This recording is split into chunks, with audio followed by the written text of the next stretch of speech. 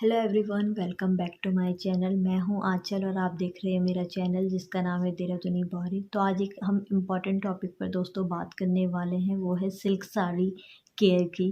तो दोस्तों, अगर आपके पास भी सिल्क साड़ीज़ की काफ़ी सारी वैरायटी है तो कभी ना कभी आप भी कंफ्यूज होते होंगे कि कौन सी साड़ी आप घर में वॉश करें और कौन सी साड़ी आप ड्राई क्लीन के लिए दें। क्योंकि गर्ल्स कुछ साड़ीज़ ऐसी होती हैं, अगर वो गलत तरीके से वॉश हो जाती है तो उनकी जो शाइन होती है, उनका सॉफ्टनेस होता है, वो कहीं ना कहीं ख़राब हो जाता है। तो इसलिए दोस्तों, आज की वीडियो में कुछ टिप्स एंड ट्रिक्स मैं आपको ऐसी देने वाली हूँ जिससे आपकी जो साड़ी है काफ़ी लंबे टाइम तक न्यू जैसी रहेगी, कोई भी शाइन ख़राब नहीं होगी, उसकी सॉफ्टनेस बनी रहेगी। तो कुछ ऐसी टिप्स एंड ट्रिक्स देखने के लिए वीडियो को पूरा देखें। तो चलिए वीडियो स्टार्ट करते हैं। Let's get started.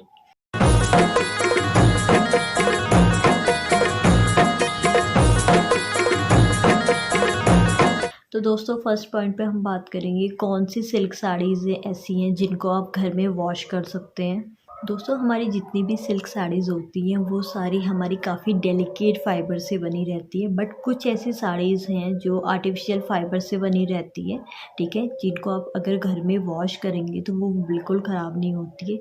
जो हमारी आजकल आपने देखा होगा लो रेंज में ईज़िली मार्केट में हमें मिल जाती है 500 से 5000 के बीच, जैसे हमारी आर्ट सिल्क साड़ी है, भागलपुरी साड़ी है, हमारी पॉली सिल्क की साड़ी आपने देखी होगी, चंदेरी सिल्क है, टसर सिल्क साड़ी है, या फिर आपकी साटिन की साड़ीज़ हैं सिल्क में, जो लो रेंज में आपको मार्केट में ईज़िली मिल जाती है। ये सब साड़ी जो हैं वो हमारे जो आर्टिफिशियल फाइबर्स हैं उनसे बन के रेडी होती है। तो इनको आप अगर घर में वॉश करते हैं तो ये कभी भी ख़राब नहीं होती।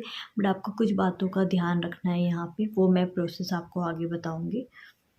अब बात करते हैं किस तरीके से आप घर में साड़ी वगैरह वॉश कर सकते हैं। तो उसके लिए आपको सबसे पहले ध्यान रखना है कि हमेशा साड़ी के लिए आप कोल्ड वाटर यूज़ करें या नॉर्मल वाटर। कभी भी हल्का गुनगुना या हॉट गर्म वाटर कभी भी यूज़ नहीं करना है।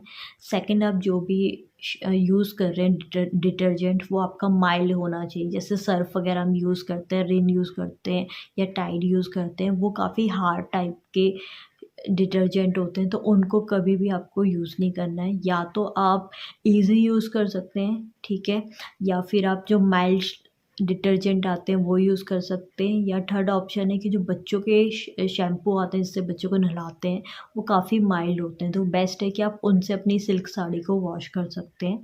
कोल्ड वाटर और कोई भी माइल्ड शैम्पू आप यहाँ पे ले सकते हैं साड़ी वॉश करने के लिए। उसके बाद वॉश करने से पहले हमेशा आप साड़ी को पहले कहीं उजाले में, जो जहाँ पे नेचुरल लाइट्स आ रही हो, लाइट मतलब आप घर की जो लाइट्स वगैरह होती है उसमें कभी मत देखिए, जो बाहर सूरज की रोशनी आ रही है, ठीक है, उसमें आप साड़ी को ले जाके पहले देखिए कहीं पे उस पर स्टेन तो नहीं है। क्योंकि बहुत बार होता है हम शादी वगैरह में गए, हल्दी का दाग या मेहंदी का दाग, किसी खाने पीने का दाग ईज़िली साड़ी में लग जाता है। और सिल्क साड़ी में एक दिक्कत सबसे ज़्यादा जो मैंने देखी है वो ये होती है, जब भी हम कुछ खाते हैं, सपोज़ कुछ लग गया, तो अगर हल्दी लगी है तो हल्दी आपने हम क्या करते हैं वैसे उसी वक्त झाड़ देते हैं, बट जो उसका ऑयल होता है वो एक स्टेन बन के साड़ी में रह जाता है। और अगर आप रात की लाइट में देखेंगे तो वो कभी आपको नहीं दिखेगा, क्योंकि हमारी जो सिल्क साड़ीज़ उसमें ऑलरेडी शाइन होती है, जिसके कारण वो हाइड हो जाते हैं। बट आप डे टाइम में अगर उसी साड़ी को पहन के जाएंगे तो वो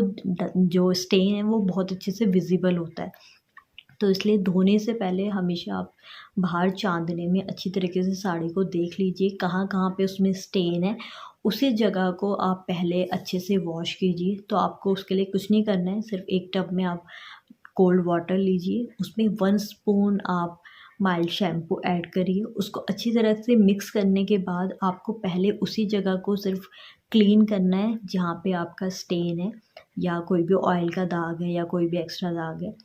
उसके बाद नेक्स्ट आपको ये चीज़ हमेशा ध्यान रखनी है, जब भी आप उस जगह को वॉश कर रहे हैं तो ज़्यादा रगड़ना नहीं है, बहुत हल्के हाथ से उसको मलना है उसको। उसके बाद 5 मिनट्स तक, ओनली 5 मिनट्स के लिए पूरी साड़ी को आपको एक टब में डाल के रख देना है।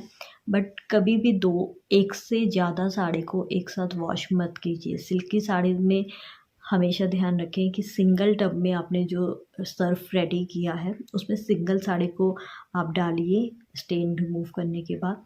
5 मिनट के बाद उसी साड़ी को उठा के आपको क्लीन जो पानी है उसमें 2-3 बार डिप करके उसको आपको निखारना है। पर निखारना आपको ऐसा नहीं है कि टब के ऊपर डाल देना है। सबसे अच्छा है कि उसको आप उठाइए और टब में बाहर ले जाके आप बाहर अपने जहाँ पे भी आपका शेड है, यहाँ जहाँ पे डायरेक्ट सनलाइट नहीं आती है, वहाँ पे उस साड़ी को डाल दीजिए। अगर कहीं पे ऐसा है कि आपके पास ऐसी जगह नहीं है कि जहाँ पे इनडायरेक्टली सन रेज़ आ रही है, तो बेस्ट है कि आप जहाँ पे साड़ी डाल रहे हैं उसको पहले तो कहीं पे ऐसे मत डालिए कि कम जगह में जिसमें एक के ऊपर दूसरी लेयर आए। खुली जगह पे साड़ी को अच्छी तरह से स्प्रेड कीजिए। उसके बाद सेकंड आपको ये यहाँ पे ध्यान रखना है कि जब भी आप साड़ी स्प्रेड कर रहे हैं, डायरेक्ट अगर सनलाइट आ रही है तो उसके ऊपर या तो आप कॉटन का कोई दुपट्टा डाल सकते हैं, ठीक है। या फिर अगर आपको लगता है सन रेज़ बहुत कम है, आपकी साड़ी को ज़्यादा इफ़ेक्ट नहीं होगा, तो उसको आप 20 मिनट्स बाद दोबारा उसको शिफ्ट कर दीजिए। क्योंकि बहुत बार दिक्कत होती है कि हमने साड़ी डाल दी सुखाने और जैसे धूप ऊपर से पड़ रही है, नीचे की साइड साड़ी की लेंथ काफ़ी होती है, तो नीचे का जो बॉटम वगैरह होता है वो क्या होता है, गीला रह जाता है। और जब हम उसको सुखाने के लिए थोड़ी देर और रखते हैं तो जहाँ पे पहले सूखा होता है, जब वहाँ पे दोबारा सनरेज़ पड़ती है तो उससे जो आपकी साड़ी का टोन होता है, कलर होता है, वो कहीं कहीं पे अनइवन हो जाता है। ये आप हमेशा ध्यान दें। अगर आप कोई साड़ी में जैसे बॉर्डर होता है वो हैवी है, आपने दोबारा उसको सुखाने के लिए रखी बिकॉज़ बॉर्डर हैवी था, तो उससे क्या होता है, कलर फेड होने के बहुत चांसेस होते हैं। तो बेस्ट है कि खुली जगह पे अच्छी तरह से आप साड़ी को स्प्रेड कर दीजिए ताकि इवनली उसमें रेज़ पड़े और वो एक साथ प्रॉपर्ली सूख जाए।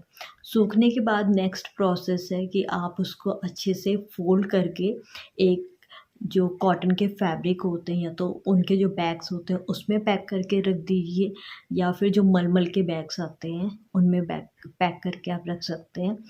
सेकंड आपको हमेशा ध्यान देना है, आजकल आपने देखा होगा प्लास्टिक के बैग्स वगैरह बहुत आते हैं जिनमें जो साड़ी पाउच के नाम से आजकल बहुत फेमस है, ठीक है। उनमें आप बाकी साड़ी रख सकते हैं, बस सिल्क की साड़ी कोशिश करें कि कभी भी आप उनके अंदर रैप करके ना रखें, क्योंकि प्लास्टिक के जितने बैग्स होते हैं उनमें मॉइस्चर बन जाता है बहुत जल्दी, और जहाँ मॉइस्चर बनेगा सिल्क की साड़ी आपकी फंगस पकड़ जाएगी। तो बेस्ट है या तो कॉटन के फैब्रिक में फ़ोल्ड करके आप रख सकते हैं, ठीक है, या फिर आप मसलिन का कोई फैब्रिक है या बैग है उसमें फ़ोल्ड करके रख सकते हैं। यहाँ पे एक बात ध्यान रखनी है, जब भी आप किसी बैग में फ़ोल्ड करके रखते हैं तो प्लेन सिल्की साड़ीज़ है वो अलग रखें और जो जरी हैवी वर्क वाली है वो अलग रखें। अगर आप उनको साथ रखेंगे तो उससे भी साड़ी ख़राब होने के काफ़ी चांसेस रहते हैं। नेक्स्ट टिप दोस्तों आपको हमेशा ध्यान रखनी है, जब भी आप साड़ी वगैरह को स्टोर करके रख रहे हैं, ठीक है, तो उसमें जो एक नेफ्लिन की बॉल्स आते हैं जिन्हें हमें कपूर की बॉल्स भी कहते हैं, कपूर वगैरह, उनको साड़ी के ऊपर आप हमेशा रखें, या फिर आप नीम के जो सूखे पत्ते होते हैं वो भी रख सकते हैं, उसका अल्टरनेटिव है, वो भी काफ़ी अच्छा रहता है। बट आपको कभी भी वो चीज़ें भी आपको डायरेक्ट साड़ीज़ पे नहीं रखनी है, क्योंकि उनमें केमिकल होता है तो रिएक्ट होने के काफ़ी चांसेस होते हैं।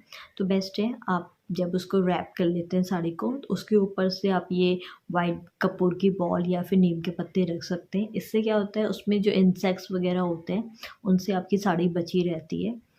नेक्स्ट आपको ध्यान रखना है कि 2 से 3 महीने में आप वो साड़ी पहन रहे हैं, नहीं पहन रहे हैं, अपने अलमारी में डाल रखी है, बेडों के अंदर स्टोर कर रखी है, 2 से 3 महीने में उन्हें आपको 30 टू 40 मिनट्स, ये भी आप आई थिंक ज़्यादा है, 20 से 30 मिनट बहुत है, 20 से 30 मिनट में आप उसको धूप में फैला के रखिए ताकि उसमें अगर कोई मॉइस्चर हो रहा है, स्मेल आ रही है, ठीक है, मस्टी सी स्मेल होने लग जाती है बेडों के अंदर, या साड़ी वगैरह जब काफ़ी टाइम तक आप यूज़ नहीं करते हैं, वो पैक है कहीं, तो उनमें एक अजीब सी स्मेल हो ही जाती है।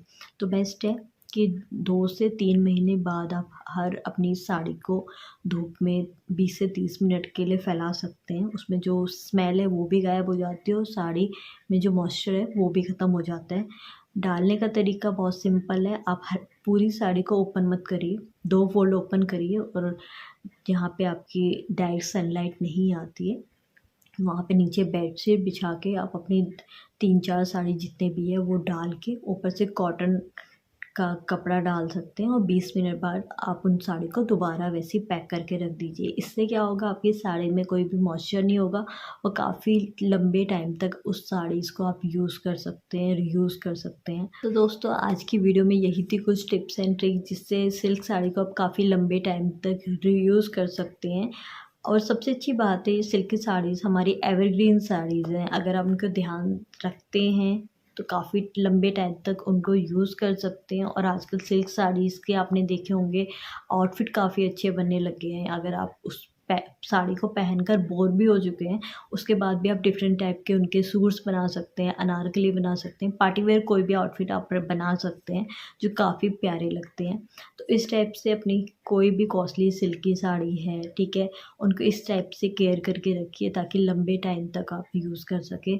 होप सो दोस्तों आपको ये वीडियो हेल्पफुल लगा हो। अगर हेल्पफुल लगा हो तो प्लीज़ वीडियो को लाइक करें, चैनल को ज़रूर सब्सक्राइब करें, बेल आइकन को हिट करें ताकि आने वाली वीडियो का नोटिफिकेशन आपको मिलता रहे। तो चलिए जल्द लेकर आऊँगी नेक्स्ट वीडियो, तब तक के लिए bye bye and take care.